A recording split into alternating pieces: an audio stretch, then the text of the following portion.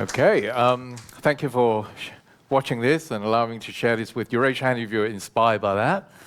Okay, this video is about the father and son's relationship. It's called Team Hoyt. Has anyone heard of him?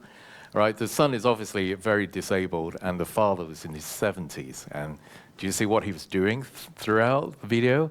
He was just, they ran together, I think something like 300 marathons and triathlons. And the message, by the way, is not a religious one. It just happens that the music is very religious. But the message behind that was all about, sometimes I wonder, what actually got the father, who is at quite a sort of advanced age, to do what he does, to get out of bed and to give his son that experience that he wouldn't be able to achieve on his own. And so I always wonder what gets him out of bed. I'm sure he's tired. I'm sure he's fed up, but yet he gets out of bed, you know. Then it has to be something that really, really motivates and inspires him to do it. All right. In one of the interviews, he said, "I don't know why I do it. Just because I love my family so much."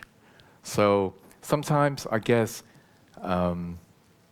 we have to figure out what our why is. Why are you even here? Why are you here this weekend? Is it because you're joining a circle and it's just a 3-day program, or is it that you really want to make a difference to your life, or maybe it's about your family? And because the reason why I think this is important to build this context around all the stuff that you learn is, if you don't put it to good use, then it's just another piece of exercise, another course at the weekend. Because you ultimately have to really dig deep in yourself why you're here, and to really change your life if that's what you want. So that's pretty much what it is. You have to really understand why you're doing this. Otherwise, because let me tell you this, there will come a time when you do your property deals, you'll come across a lot of difficulties in some of the deals. Some of them are real, real troubles, and no two deals are the same. Sometimes things could fall through. You could even lose money at some point. No matter how much you learn, there are times when you might actually lose some money.